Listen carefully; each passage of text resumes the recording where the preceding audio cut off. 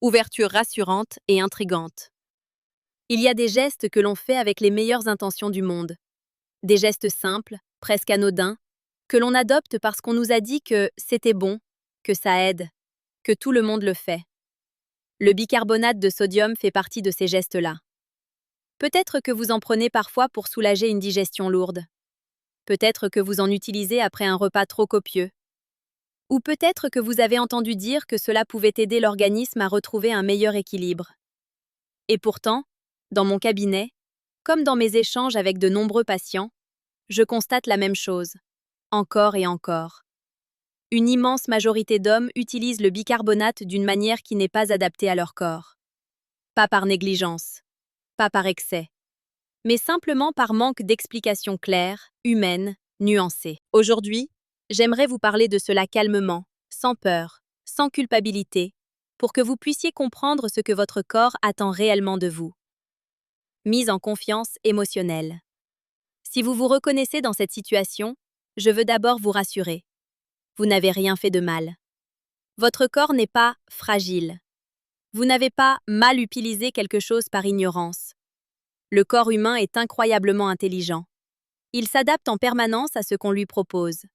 Quand quelque chose ne lui convient pas tout à fait, il essaie malgré tout de composer, de compenser, de tenir l'équilibre.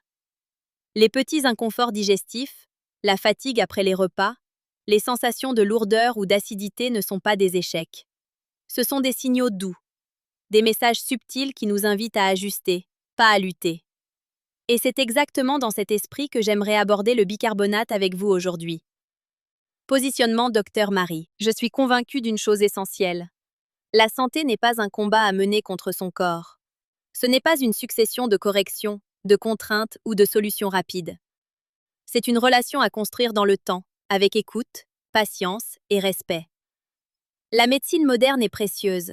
Elle sauve, elle soigne, elle accompagne dans les moments critiques. Mais la prévention, l'hygiène de vie, la compréhension des mécanismes naturels du corps sont tout aussi fondamentales. Les approches naturelles, quand elles sont utilisées avec discernement et douceur, peuvent être de formidables alliés, à condition de ne jamais les transformer en automatismes ou en recettes universelles.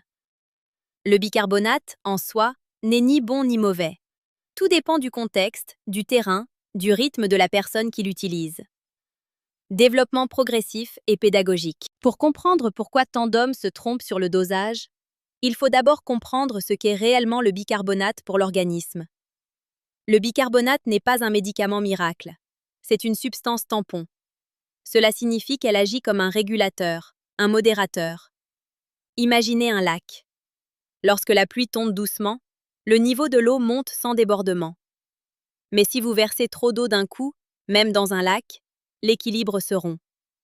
Dans le corps, c'est exactement la même chose. L'organisme possède déjà ses propres systèmes de régulation de l'acidité. L'estomac, le foie, les reins, les poumons travaillent ensemble pour maintenir un équilibre très fin, très précis. Quand on apporte du bicarbonate de manière ponctuelle, adaptée, réfléchie, le corps peut l'utiliser comme un petit soutien temporaire. Mais quand on en apporte trop, trop souvent, ou sans tenir compte de son propre fonctionnement, on perturbe ce dialogue interne. Et c'est là que les erreurs commencent. Pourquoi autant d'hommes se trompent? La première raison est culturelle. Beaucoup d'hommes ont appris à faire taire les symptômes, à chercher des solutions rapides, à vouloir être efficaces, immédiats, performants. Le bicarbonate est alors perçu comme une réponse simple à un inconfort. J'ai une gêne, je prends du bicarbonate et ça passe. Mais le corps ne fonctionne pas comme un interrupteur. Une gêne digestive n'est pas seulement une question d'acidité. C'est souvent le résultat d'un ensemble de facteurs. Le rythme des repas, le stress, la mastication, la qualité du sommeil, la charge mentale, l'état émotionnel.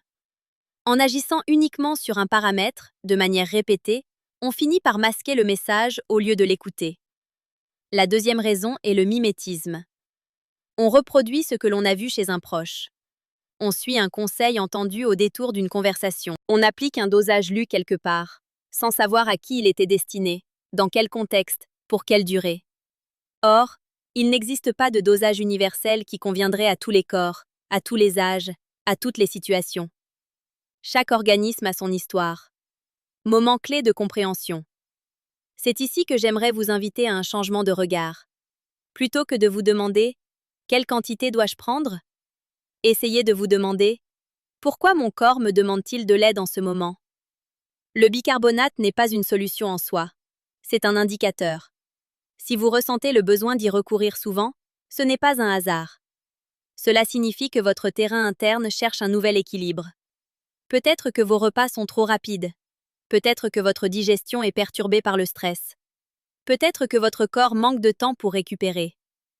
Lorsque l'on comprend cela, quelque chose s'apaise intérieurement.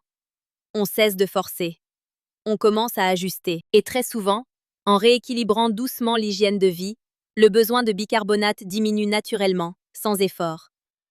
Lien entre habitudes de vie, terrain et symptômes. Le corps est cohérent. Il ne fait jamais les choses au hasard. Une sensation d'acidité peut être liée à une alimentation trop dense en fin de journée. Une digestion difficile peut être accentuée par un état de tension nerveuse chronique. Une fatigue digestive peut apparaître quand le corps n'a pas le temps de se régénérer. Dans ce contexte, utiliser le bicarbonate comme un réflexe quotidien revient à poser un pansement sur un signal lumineux qui clignote doucement. Cela n'empêche pas la voiture d'avancer. Mais cela empêche de voir le message. Prendre soin de soi, ce n'est pas supprimer les signaux. C'est apprendre à les comprendre.